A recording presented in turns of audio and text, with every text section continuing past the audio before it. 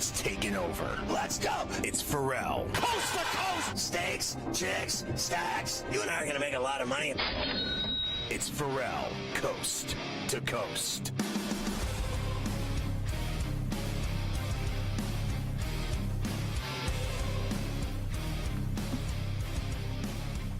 All right, Carver High. This story about the Bills punter is very troubling.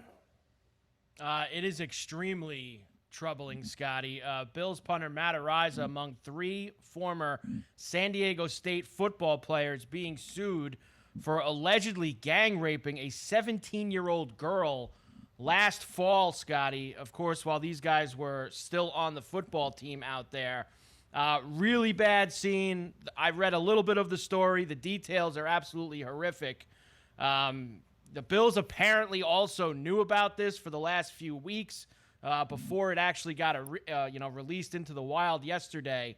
I know you're going to talk to Tim Graham coming up here in a little bit. He's been all over this today on Twitter as well, so he probably has a little bit more in terms of details, but I look at it this way, Scotty. This guy who they called the punt god, he ain't going to be punting too much longer, I got a feeling, in the NFL. I got a feeling his days of punting might be over.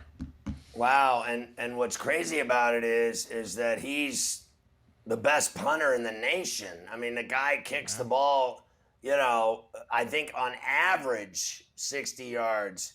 And then he's been known to kick 80-yard punts. He's already done that in the preseason, so he is a fantastic kicker. The guy can really nail the ball. He's incredible. We have no idea, you and I, about what the hell is going on here with this story. That's why we have Tim Graham on today from The Athletic. He is all over the Bills, covers the Bills in Buffalo. I'm sure he'll be able to fill us in. But any way you slice it, when I hear a story, now this story has been all over the place in Southern California with these kids from San Diego State, gang rape, alleged charges, and now the lawsuit, and it just is a horrible story. So hopefully he can fill in the gaps for us, but it doesn't sound good. What a disaster that is. And they're opening up their new stadium next week against Arizona. Not that that matters when in concert with this story, but the Aztec football program is going to take a massive hit here. So is the university. I wouldn't feel safe if I were a girl going to school there. My son wants to go to school there. It's a great, beautiful place. And then you go out and get gang raped at a party. I mean, that's some scary stuff going on right there. And this is probably going to ruin this kid's life unless it's not true. Tim will fill us in. Yeah, we'll wait for Tim to get more into it, that's for sure. But if anything is even remotely true in that story, forget about not playing football. He should go to jail is where he should go. If the stuff in that story is true. Some other NFL stuff before I get you to the preseason games for the rest of the weekend. Jacoby Brissett, you know what they always say, Scotty? Stay away from the quarterback during practice. Well, apparently one of the guys in the Browns did not do that yesterday, nicked up Brissett a little bit. Stefanski got mad, but good news for them, Brissett is going to be okay. Jets wide receiver Denzel Mims requests a trade. Wow, how nice of him, Scotty. Like, he matters. You think Denzel Mims matters that much that he should be requested a trade? He's like, they don't flat out release. He stinks, Scotty. He's been awful for the Jets. Awful. Well, they stink, and so does anyone on that team matter? I want to see Sauce Gardner play, Ferguson. Yes. I want to see Wilson turn into something because as it stands now, it's going to be another long season for the Jets. It certainly is. Seahawks running back Rashad Penny is now away from the team. He has the Honta now. So Drew Lock last week, Rashad Penny this week. Can't stay away from the Seahawks at this point. Jay Gruden, your buddy. Rams hire him as a consultant out there. We love Jay from back in his Washington days, Scotty. So now he'll be out in Los Angeles. Well, he did slim down from when I used to call him names. And I know he doesn't like me, but that's okay. Get in line. It goes all the way to the cinema around the block with people that hate me. Can't call him that anymore.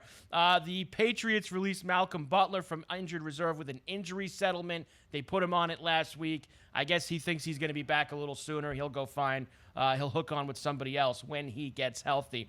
We welcome in all of our radio affiliates for El Coast to Coast. On a Friday, Sirius XM 159, Sports Map, Sports Byline. Good to have everybody with us here today. All right, I've been trying to get this to you all week.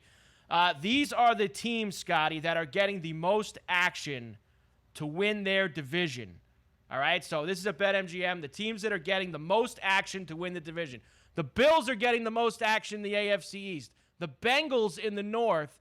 Colts in the South. The Broncos, of course, in the AFC West. They're all getting the most number of bets to win the division. How about the NFC side? Eagles, the Lions. All those drunks up in Michigan, Scotty, betting on the Lions to win the NFC North this year. The Saints in the South and the Rams in the West. The teams getting the most action to win the divisions. The Lions have a better chance of the Thanksgiving Day game being good for the first time in 50 years than they do of winning that division. They couldn't win that division if the other teams all quit the league. I mean, honestly. And I'm not buying the Broncos like everybody else, that they're going to the Super Bowl because they got Russell Wilson and they're so great. Yeah. If they were so great defensively, how come they don't make the playoffs? You know, That's I mean, true. honestly, can we just at least stop with all the, you get a splashy player in the offseason and suddenly you're going to win the Super Bowl. I don't see that happening at all. At all. I do not see it either. Me and you are on the right path, the same path when it comes to the Denver Broncos. Okay, after the Doc and after Tim, I will give you the rest of preseason week 3. You've got 4 games tonight, 8 games on Saturday, 2 games on Sunday, and then we'll get into the rest of the baseball for tonight as well, Scotty, later on.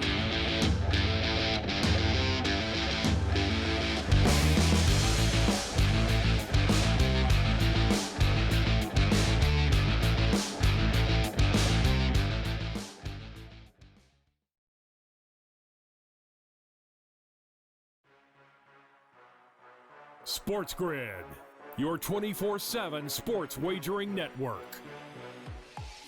They play less games. The early Take a look line. at the top 4 seeds here in the Big Ten. They're going to play Aaron less Rodgers games. and The for morning Russell Wilson. after. We saw movement in the marketplace like Fantasy sports the Cleveland today. Cavaliers are a little thin as well. Newswire. Minus 160 favorite on the money line today for Arizona. Pharrell coast to PPG, that's coast. where they win cups. They win Stanley Cups over there. Give me the Game Penguins. time Kind of decisions. bizarre when you consider everybody is out for the Warriors. In-game live I all like access. I like Vandy against Bama. I think Vandy can win the game, take it 4.5. In-game live. Prime time. In-game live. Overtime. done before the final bet. Get the winning edge. Only on Sports Grid. The morning after. Is this a market that grabs your attention still here as we get ready for the regular season starting in 2 weeks? I'm taking the points in week 1 with the Rams, so I don't even know if the Bills are going to get to 1-0. But the Bucs start at Dallas, at New Orleans. If they're 4-0 after the first month with all of these players that are coming back from injury and figuring out the new offensive line, then I'll really be impressed. Then I'm going to want to jump on that Bucs best regular season record. The Sports Grid Network.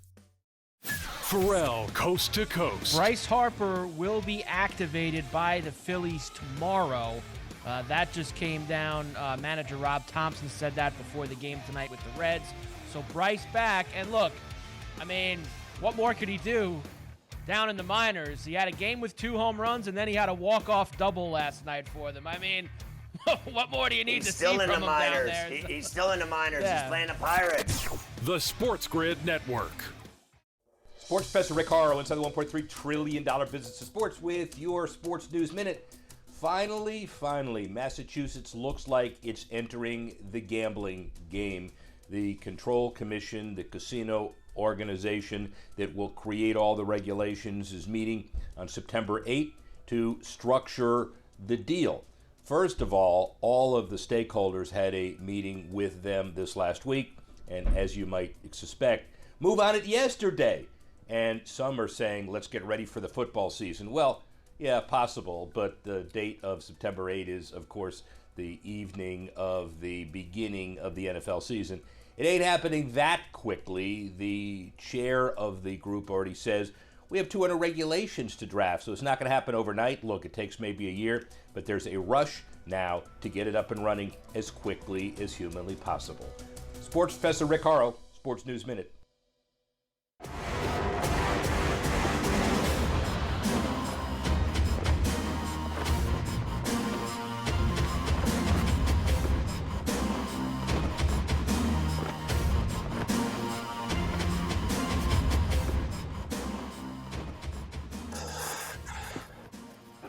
All right, Carver High. A lot of Pain Day preseason action tonight, Saturday, Sunday. The final preseason games before we strap in for the 8th of September, the Thursday nighter with the Bills and Rams and SoFi.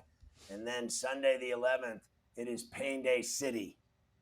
Can't wait. Can't get here fast enough, but we got to get through these 3 days first. All right, tonight, 4 games, including the Bills in Carolina to take on the Panthers. That is at 6.5. The Seahawks are in Dallas against the Cowboys. That is Seahawks -7, excuse me.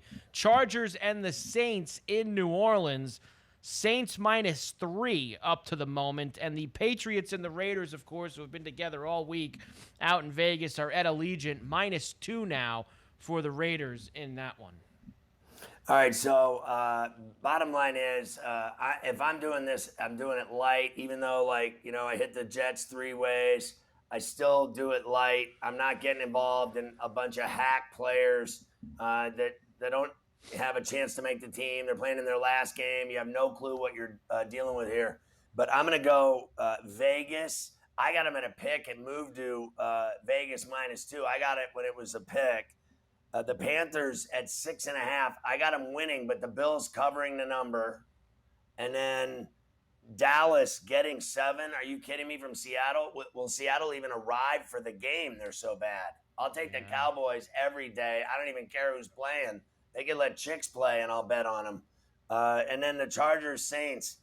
They're giving the Chargers 3 here in New Orleans. Now, here's a thought. I think the Saints should go get Garoppolo if they're smart, because famous Jameis won't last 5 weeks. And I still like the Chargers tonight outright with the points. And then there's tons of games Saturday and Sunday as well, Carver High. And you still haven't convinced me if I should get on a plane tomorrow and go to see the Steelers and Lions tie again where the Steelers play. As you know, the new name of the stadium is where the Steelers play. Yeah.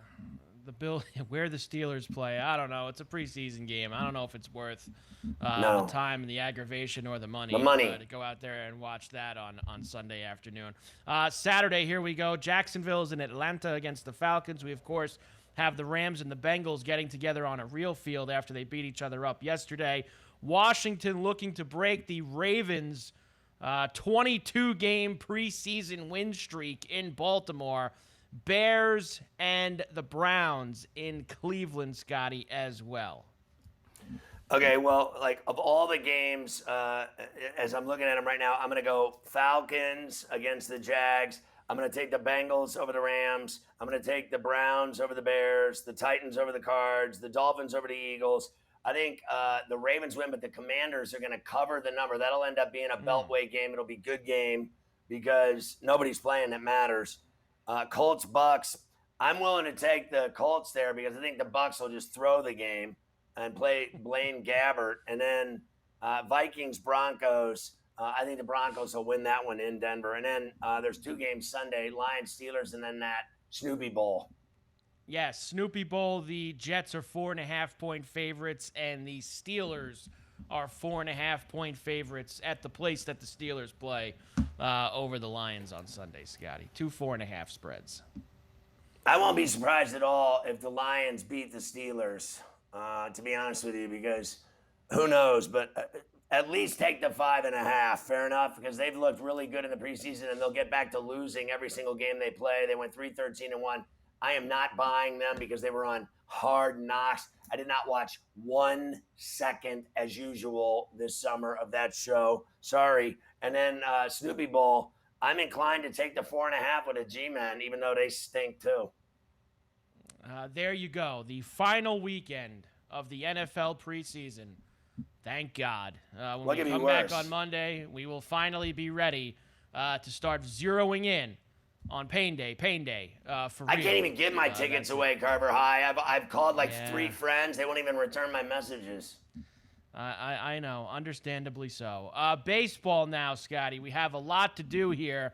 We'll get to a couple things from last night and then a full slate tonight in Major Leagues. The Yankees hammered the A's last night, 13-4. I mean, they came out of the gate, Scotty. Everybody's swinging. They scored 13 runs. Didn't hit a homer last night either. Who had 2 RBI doubles? Josh Donaldson did. Here's the second one on the Yes Network. So now here's a good sign. Donaldson is going to come to the plate after he'd gotten hit on the left wrist trying to field the hard ground ball. He's 2 for 3 with a walk and 3 runs scored tonight. Also a ribby. Driven into right center field. That is going to be trouble. It's a base hit. It's going to go to the wall. Rizzo scores. Here comes Torres. He'll score. It's a 2-run double for Donaldson. It's a 12-1 Yankee lead. Pull the tape from yesterday. I said they'd score 13 runs against the A's themselves when we were talking about the total. So they put up 13, easy money. I mean, you just knew it was inevitable with Jameson shots at Tyron. The A's are an absolute tsunami of failure. We'll see how they could do tonight against Sears and Roebuck, Scotty, as he goes. Your boy J.P. Sears for the A's, former Yankee minor league pitcher, of course. The Phillies beat the Reds 4-0 last night. Well, a day late and $1 short, Scotty. Happens to us a lot on the Lion's Share, but a day after we had Schwarber on the pile, he went big fly on NBC Sports Philadelphia. And a high fly ball to straightaway center field. Friedel's going back. Forget about it. Off the top of the wall. Whoa, was that a shot from Kyle Schwarber? 35 home runs. The guy's had a season already, right? He's going to hit 45 home runs, I'll bet, for the season. You know, you get Bryce Harper back tonight, but lose Zach Wheeler. Yeah. I don't think they can afford to lose their top pitcher any more than any other team can afford that right now if they're in a playoff position, which they are. So that is a huge loss. To get, Wheeler out of that rotation and to have Harper back, it's almost like one knocked the other off. You get the guy back, you're happy, and then the same day you put him on, that's a huge loss. And they played well without Harper. I don't think they'll play well without him in the rotation. And the other problem with it is, too, Scotty, it's not like something where, he's going to be back in 10 days. Right forearm tendonitis, that's tricky. You got no idea when he's going to be fully healed from that being a pitcher. So that could be a problem for the Phillies as well with Wheeler going down. Did you see the knucklehead on the Reds last night, the outfielder Jake Fraley, getting into it with the fans? I mean, Scotty, if there's one city where maybe you don't want to go take on the fans out there in the left field bleachers, I mean, Philadelphia is probably the place where you want to take a couple. Your boy Jake, he didn't care. He got right in the mix with those guys out there in left field. Right in the mix. Well, I mean, first of all, nobody knows who he is, so he doesn't matter. But he's too stupid and young to understand what he's dealing with there. The next time he does it, he'll probably get a bottle upside the head. I mean, they do not mess around. This kid is pretty stupid to antagonize them, cuss them out. I'm telling you, someone will rifle a bottle and smash him in the face, in the side of the head with it, and he's just flat out stupid. I don't care what anybody says. He's an idiot. Out at Citi Field last night, we did get to ring the bell in one place. Pete Alonso on SNY, Scotty. Let's go. I would not put him on. It's too early, I think. I might call for a slider, though, 3-0. I would definitely give Pete the option to swing. Well, that's for sure. And swing he does, and he launches one to deep left. Forget that. That is way out of here. Pitch to me with first base open. A clock one out. Number 31 for Alonso, a 2-run shot, and it's 3-0 New York. I mean, all we do is make people money. We certainly do. I'll give you the rest of last night later on and a full slate tonight after you talk to Tim and the doc, Scotty. There you go. I mean, I can't wait to talk to Graham. We haven't talked to him in a minute. And then Dr. Zhivago, you got to be kidding me.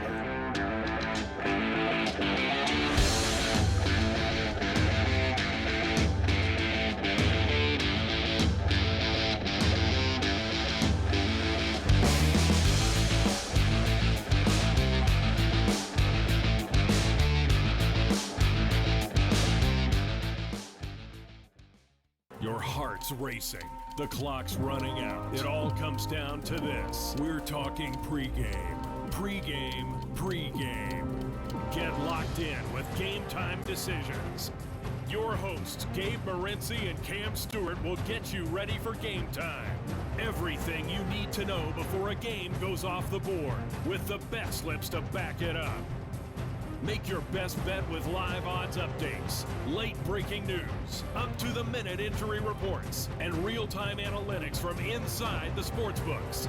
All the odds, all the action, from sports wagering insiders and industry pros like Donnie Rightside, Gam Lou, Cousin Sal, the Pro Football Doc, Dr. David Chow, and more. Get the winning edge every weekday afternoon from 6 to 7 p.m. Eastern, 3 to 4 Pacific. It's Game Time Decisions. Only on Sports Grid. You might be the next daily fantasy millionaire. No matter what you watch or where you play, learn from the world's best DFS players. Lineup building tools, expert projections, and advanced stats change the way you play the game. Dominate the competition. DailyRoto.com, the player's choice. The Bostonian versus the book. They don't kick field goals. So now, like, a stupid number like 32 or something should be used because it ain't a multiple of 3 and all these other things that go into making the numbers. Like, all right, but I ain't ever going to kick a field goal, so 35.5 is not an option or something. Like, you got to move it quicker. People will figure it out. The rhombuses and the parallelograms will figure it out. The Bostonian versus the book. The early line. Spencer Sanders, first team. Right? Dylan Gabriel, second team. JT Daniels, third team. Yeah, I tell you what, right now, Quinn Ewers is better than all. Donnie, you and I bet Oklahoma State last year over. Don't be surprised if they are favored at Oklahoma State by the time we get to that game. I don't think the schedule is as daunting, and a plus price on 8.5. It does really catch my attention here on Texas. Only on Sports Grid. Fantasy Sports Today. The second quarterback basically taken in fantasy drafts, and if the numbers are the same this year, then he's going exactly where he should. So do you anticipate the numbers, Davis, being exactly the same? I think there's a reasonable chance that he could actually be more effective this season than he was last season. So behind Tyreek Hill, the 3 wide receivers who played the most snaps on the Kansas City Chiefs were Demarcus Robinson. The Sports Grid Network.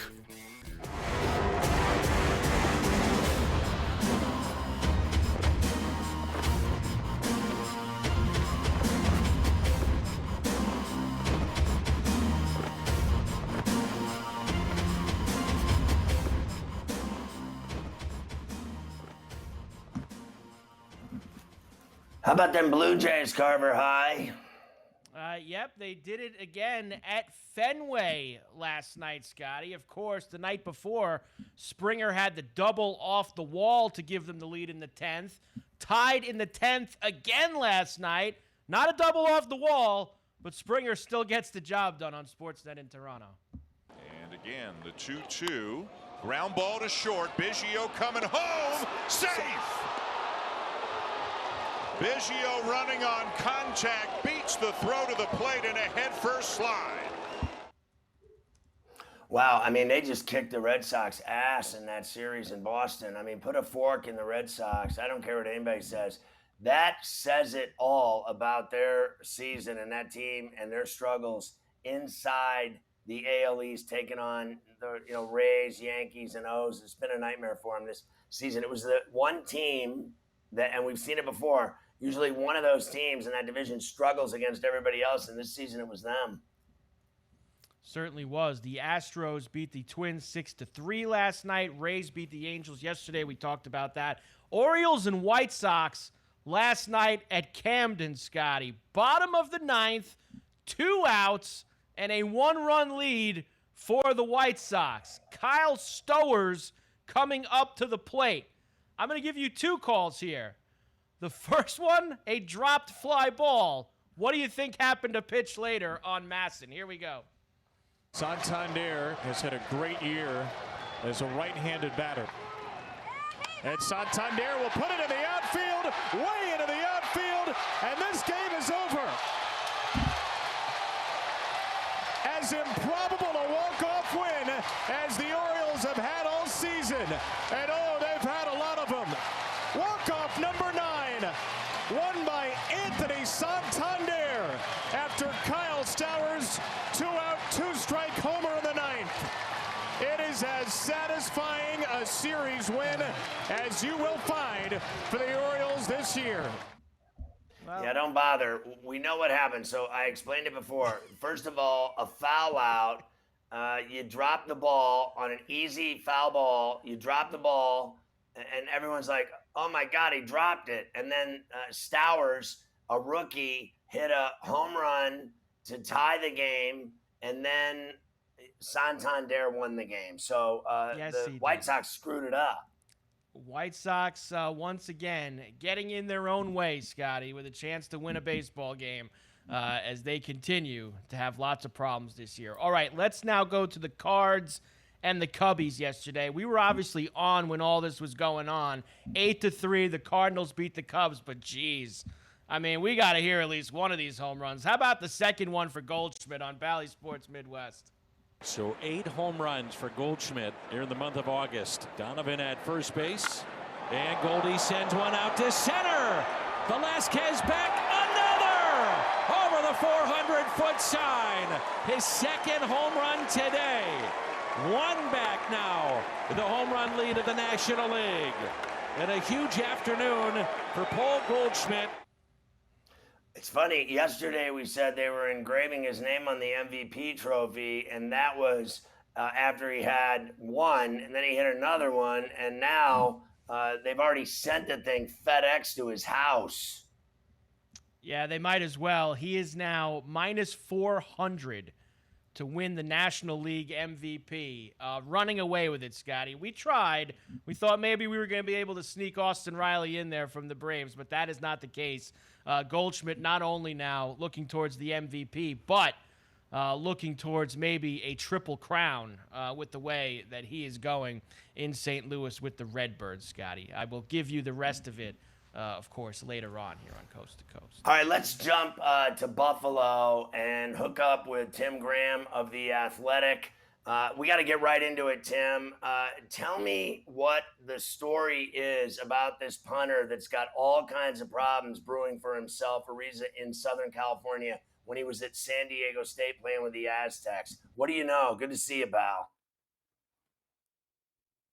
The type of story I like to be writing, but it is a massive story here in Western New York. A guy who has really been popular. He took the fan base by storm, Matt Araiza, the punt god.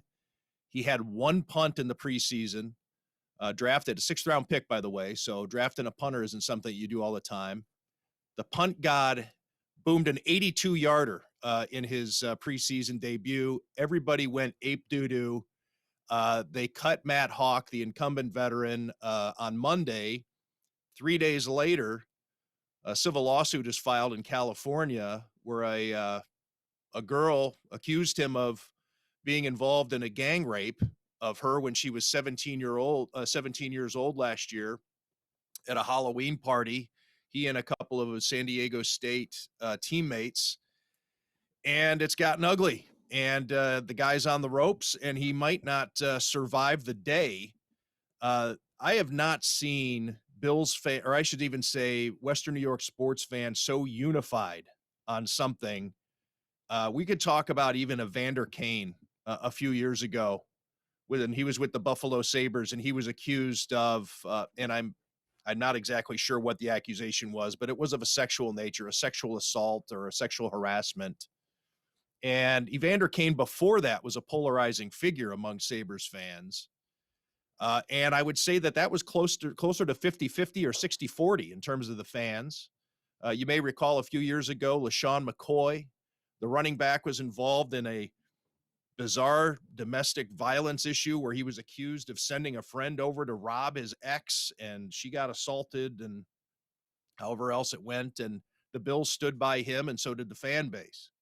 Well, with Matt Araiza and what we've learned in this lawsuit, surveillance of the police on tape recordings in which he allegedly admits to having sex with this 17-year-old Ugh. and telling her to get treated for an STD because he had Ugh. chlamydia Ugh. and all kinds of stuff that is even it's hard to unwind and justify it. And I will say that the Bills fan base has been universally mortified, and the team has been radio silent. They play the Carolina Panthers tonight. He is the only punter on the roster. We don't know if he's going to dress tonight.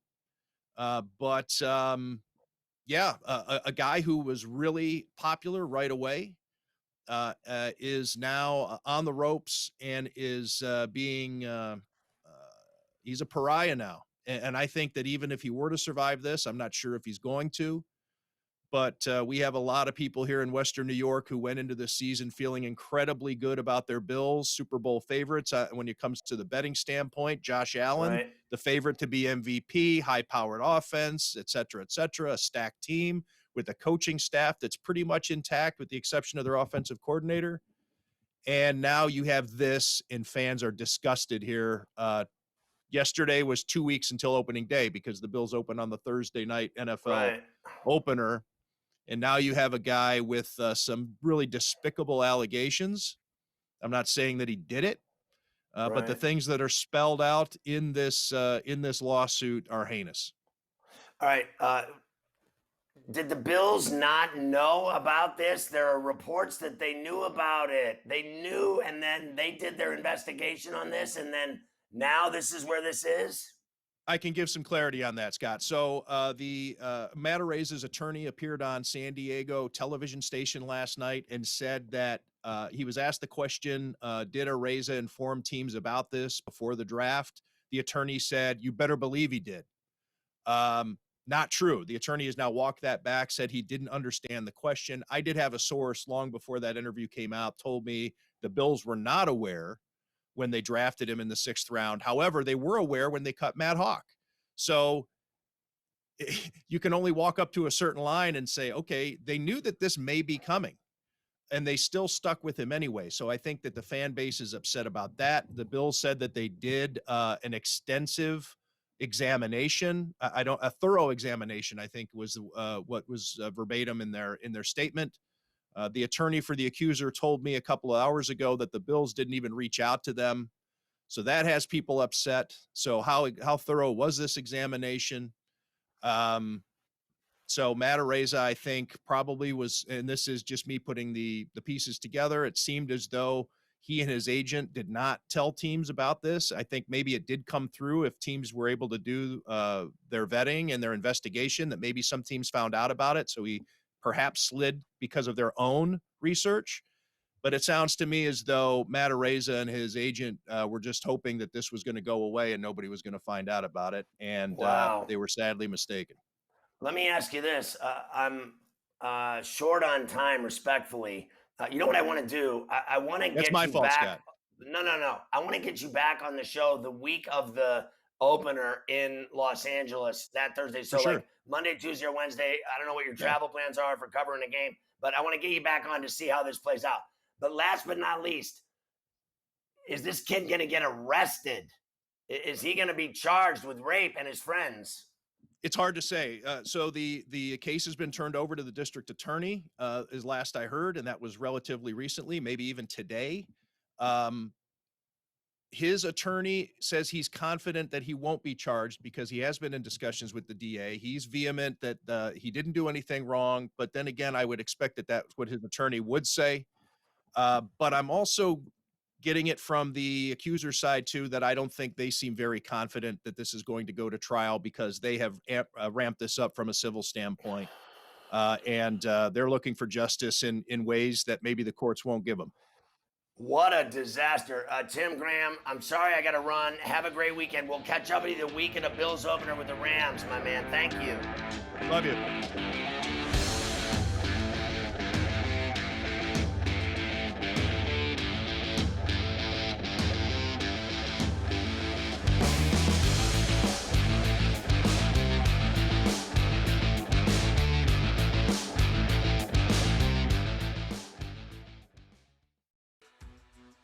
You might be the next daily fantasy millionaire. No matter what you watch or where you play, learn from the world's best DFS players. Lineup building tools, expert projections, and advanced stats change the way you play the game. Dominate the competition. DailyRoto.com, the player's choice. The Bostonian versus the Book. I'm not buying you dinner because I'm wrong. I'm buying you dinner because you're in town, and it's a nice thing for a friend to do to another friend. Just buy them dinner. I have to pick up my phone and hold it right now because it's buzzing nonstop because you're talking. Well, that's what I do, so that's kind of my thing. It's kind of hard to stop me from talking. kind of hard to stop me from talking. People have tried for 45 years and it hasn't really worked yet. So, The Bostonian versus the Book.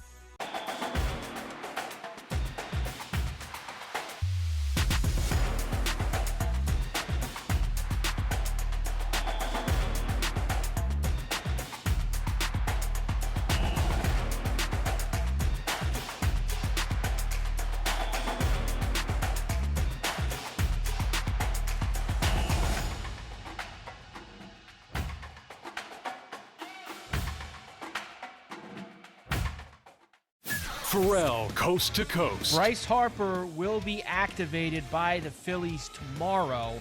That just came down. Manager Rob Thompson said that before the game tonight with the Reds.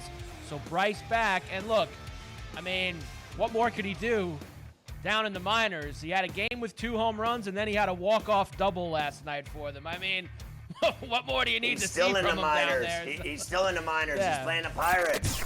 The Sports Grid Network. Fantasy Sports Today.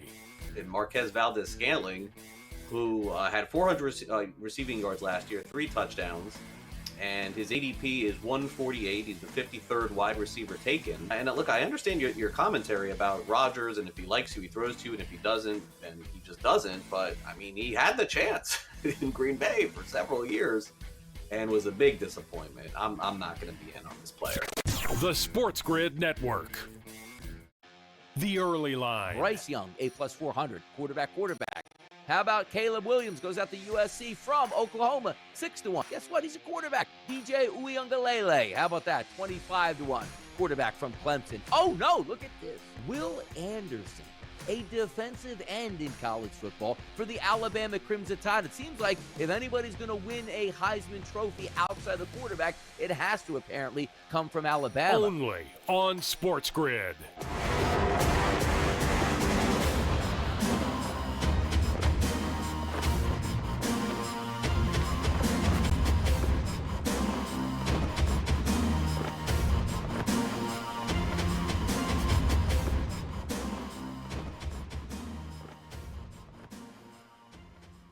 You know, I'm hearing because of the Bills punter problem after we just talked to Tim Graham of The Athletic, that they're not going to have a punter tonight. So what I'm hearing is that Rebecca Harrelson will be punting for the Bills tonight.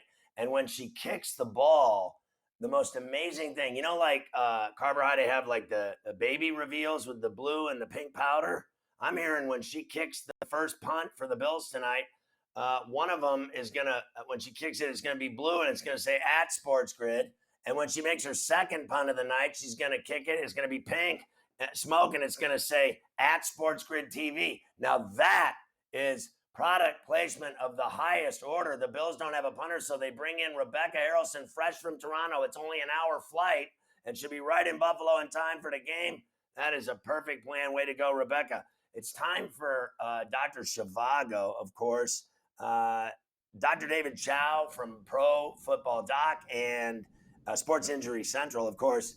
The Pro Football Doc will be back in full order on the 8th for the Thursday nighter, the 11th for the opening day of the NFL. He also actually cares about college football and those injuries. So you can see how busy they are out there in Southern California. He now has the entire staff order DoorDash. They're not even allowed to go home to their families because they're so busy getting ready for the football season with all the injuries and everything. All right, Doc, let's start with Tyron Smith's hamstring tear and the surgery. What are we looking at there? Well, before we get to Tyron Smith, I love your theory on the Bills kicker, except the one problem is the game's in Carolina. So, that's a longer flight. You got to send your jet, Scott. You got to send your private plane, Scott. The Ferrall jet. You're right. Good call, Doc. I had that screwed up. I would have flown that thing right into Buffalo, and there would have been no game. Thank God for you. Tyron Smith, look, the news is better than what everyone thought. I mean, we never thought it was an ACL tear, but that's what the internet lit up for Tyron Smith because everyone says, oh, non-contact, it has to be ACL. There are other injuries. Unfortunately, it's a fairly unusual hamstring injury, distal tendon avulsion that requires surgery. Look, we're pessimistic about him returning in December. Lucky to return for the playoffs and in good shape here for the Cowboys. The problem is after the surgery, you don't just start rehab. You're going to be on crutches with your knee bent for 6 weeks. So that delays and pushes back healing and rehab and recovery. And it's harder for the big guys to stay in shape, et cetera. So December seems optimistic to us at this point in time for Tyron Smith. I mean, honestly, Doc, this guy is injured all the time. I mean, he's on your injury report for 2 years now. Well, we don't love the injury-prone stuff, but at the beginning of this season with our preseason injury team preview, which is free at the Six Score website, we gave him a low health rating, below 90, because we felt like there were going to be potential recurring issues, be it neck, back, what have you. We certainly didn't predict this hamstring tear, but we're not shocked by it either, unfortunately. So fans can get this stuff at sportsinjurycentral.com. What is the site? SICscore.com. And no paywall, no email registration. You click and you can get the downloadable 50-plus page preseason summary. There's a fantasy toolkit there for people with drafts. I mean, in the end, should you take Chris Godwin, Michael Gallup, or Michael Thomas? And we try and help you with the injury ratings and scores. Hold on a second. Mafia's talking to me. SIC Scores, the only site more popular than FerrallOnTheBench.com? Screw you, Mafia. Mind your own business. God almighty, you'd think he'd give me some love over here, that you're more popular than me. I knew that already. But I don't have a Dr. plane. Chivago. I don't have my own plane, so you still That's win. true. That is true. But you can use it whenever you want, Doc, or my season tickets for anything you need. Tell me about Michael Gallup. He's not going to make the opener, but he's not going to sit for 4 weeks. Look, all I can say is this. We've said it before. Recovery from an injury is not a light switch. It's not like week 1 you can't and week 2 you're 100%. This is 9 months into his injury. He's not making week 1. He knew that a month ago. What are the chances he's 100% in week 2?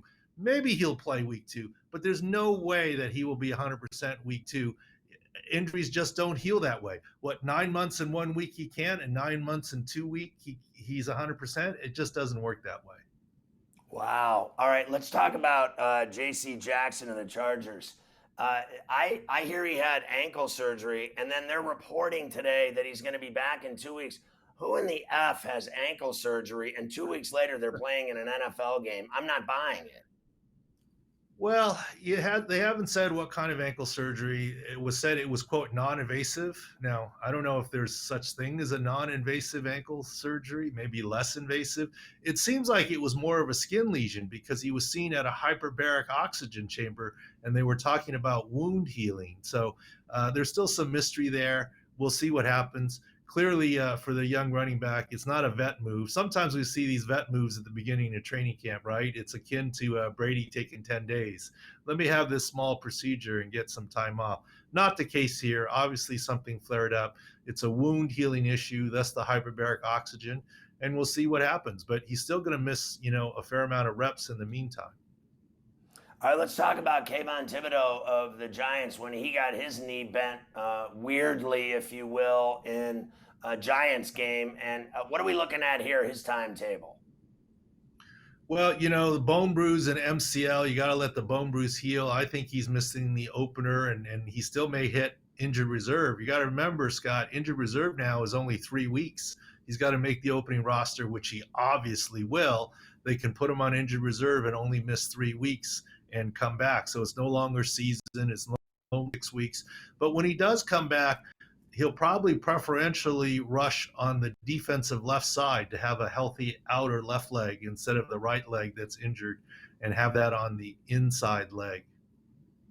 Tell me about the situation with the Ravens backfield, Doc. Well, they're clearly not 100%. You know, you got Gus Edwards and J.K. Dobbins. You know, we had J.K. Dobbins a little worse off than Gus Edwards. It might be the other way around. In any case, neither one is going to be 100% for week one, and it's yet to be determined who won't play. Look, it's more likely both of them don't play than both of them do play.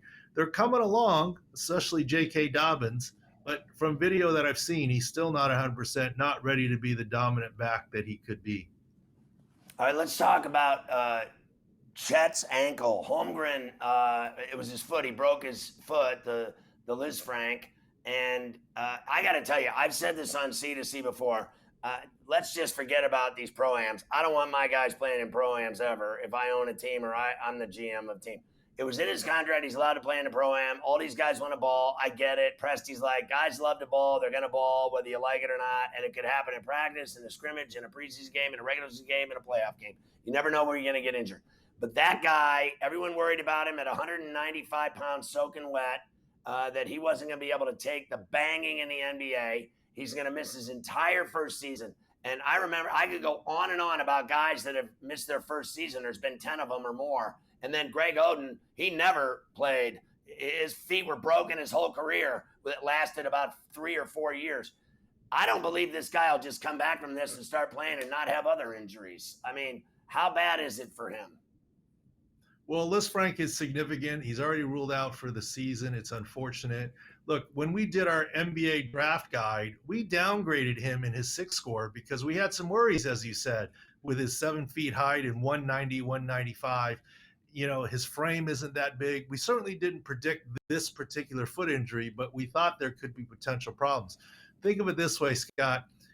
Are there any any players in a high school or college football program that are listed as 5'10" or 5'11"? If you're 5'11", you're listed at 6 feet. He listed himself at 195. That means he's 195, you know, drinking a couple gallons of water and what have you. Otherwise, they just list him at 200, right? I mean, there's worry about his frame, and that was, you know, he took on LeBron, more power to him. He plays hard. I'm not questioning his talent, but, you know, this stuff, you know, people say basketball is a non-contact sport. Not true. Basketball is not a collision sport, but it is a contact sport. So that's what he has in store for him. Tell me about Tatis. We already know how much of a liar he is, so why don't we just get down to it? Since his career is ruined for the time being, what are they going to do about his shoulder that they should have operated on a year ago? I think we lost him. All right, Dr. Zhivago, thanks from San Diego. We were having technical difficulties. I'll say this. At least, Carver High, I spared the audience of more of my verbal abuse toward Fernando Tatis Jr. and all of his bullshit. I mean, honestly, like, I don't even care about his shoulder. I don't care about his wrist. I don't care about his family. I don't care about the Dominican Republic. I don't care about the lies. I don't care about ringworm or hairdos. All I know is his career is lower than toe fungus. Yeah, it's been a tough ride the last couple of weeks for Tatis Jr., especially here on Coast to Coast, Scotty. There's no question whatsoever about that. But now maybe we'll say goodbye to him for a little while and go get his shoulder surgery, Scotty, and off he goes into the sunset, Fernando Tatis Jr. All right, so tell me about that Mariner win over Cleveland and the start of that big series out in Seattle yesterday that's going to play out through this weekend. Yes, first of 4 last night in Seattle between the Guards and the Mariners, Scotty. Mariners beat them 3-1. It all came in the first inning. Mitch Haniger, Scotty, the 3-run shot on YouTube. That was all they needed. Here it is. In this count to be able to get out of this inning with not that many pitches thrown. And that's ripped. Left center, heading back to the track is Quan, and it's gone! Mitch Haniger powers up in the first. it was 3-1, we were on the air, and you and I, that was after the first inning, and you and I were both, because I was on the under in that game, and Seattle, and you said, we're probably going to blow the total. I cannot believe they never scored a run in that game. So it ended up being a really good pitching matchup. I think we're going to see more of the same tonight as our boy Gilbert Grape goes. That's a fantastic series this weekend in Seattle between two teams that could very well face each other in the playoffs, Mike. Yes, and they will begin the Ichiro festivities tonight, too. It is Ichiro weekend up in Seattle, Scott. Very special. So good for him. Very special indeed. The Mariners also dishing out money, Scotty, reportedly close to a 14-year extension with your boy J-Rod, Julio Rodríguez. Now, it's worth at least $210 million, and it can reach as high as $450 million. That's a pretty damn big gap right there. Wow. 210 to 450. That's a pretty big gap. I hope he's not friends with Tatis or his family when he hangs out in the Dominican Republic, because they just got absolutely burned on that $340 million deal with Tatis, and they gave this kid even more money with options and bonuses, over $400 million, as you're talking about. I'm scared to death to give any player that kind of money now with as many guys that cheat.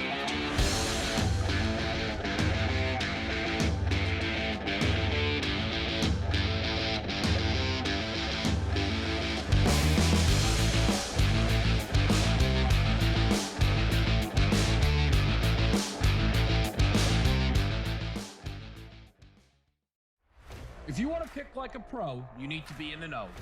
The future of sports gaming is now, and we take you inside the lines, breaking down all the action and what it means for your bet slip. Turn down the game and tune into Sports Grid Radio. Other networks talk sports talk, but we walk the walk, right up to the window. Sports Grid Radio. Listen free on the Sports Grid Radio app, iHeart, or TuneIn, or catch us on SiriusXM Sports Grid Channel 159. Maurice Allen, 2015-2016 European Long Drive Tour Champion, 2017 World Number 1. Me personally, I keep my game face on me all the time. Especially coming out of the bunker, leaving the range, or even leaving the course. What's your story? Ferrall, coast to coast. What's in store for him, I think, is going to be a lot of turning around and handing the ball off.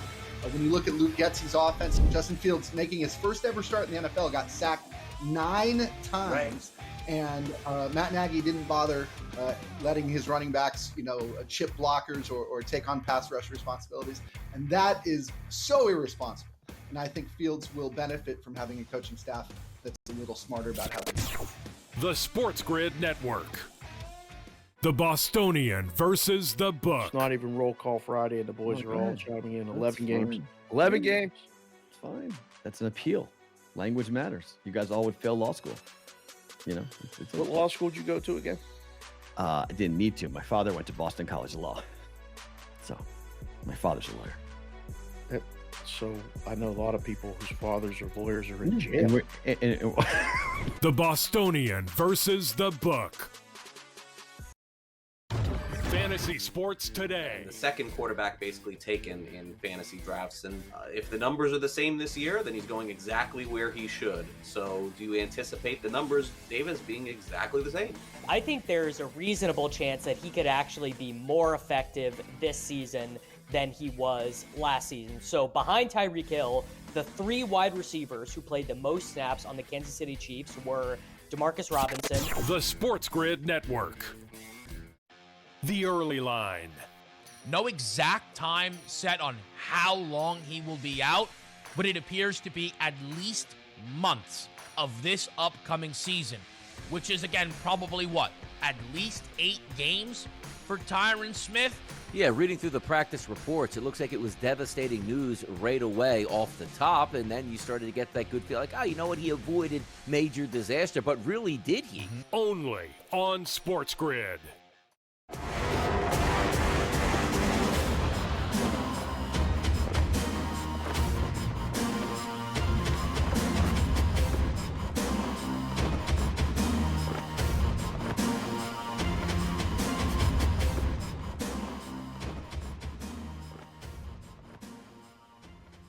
It's time for another exciting edition of Today in Carver High History. Certainly is. 1962 is where we'll start today. Twins pitcher Jack Kralak no-hits Kansas City. 5 years later, the Twins were at it again in 1967. This time, Dean Chance throwing the no-hitter. 1971, Bobby Orr signs a 5-year deal with the Boston Bruins for $1 million to be the first $1 million contract in NHL history. How about that? 1985, Eddie Murray of the Orioles knocks in 9 RBIs in one game against the California Angels. That was like 17 names ago for the Angels. 1987, Paul Molitor goes 0 for 4 to end his 39-game hitting streak. 1991, Scotty, Brett Saberhagen of the Royals no-hits the White Sox. Here we go. Curveball hit right to Terry Shepard. He's going to get it. Brett Saberhagen pitches the first no-hitter of his career as he shuts out the Sox 7-0. I mean, honestly, he was such a great pitcher. I remember him in the '85 World Series. Brett Saberhagen, what a gem for Kansas City. 2004, the American men sweep the 200 meters at the Athens Olympics. 2004, also, U.S. women's soccer wins the gold. They beat Brazil. 2014, Burger King agrees to purchase Tim Hortons for $11.4 billion. How about that? Timmy Horton in the mix again. This date in 2016, Scotty, Colin Kaepernick kneels in protest during the national anthem while playing in the preseason game against the San Diego Chargers. That's when the Kaepernick kneeling started. Now, he kneeled the 2 games before that, wasn't in uniform, so nobody noticed. That was the first time anybody noticed Kaepernick kneeling. And in 2017, Scotty, we were there. Mayweather stops Conor McGregor in the 10th round out in Vegas. What a night that was. And the party we went to, oh my God. Party was very good as well. Good party for McGregor and Mayweather, that's for sure. I went to the Athens Olympics.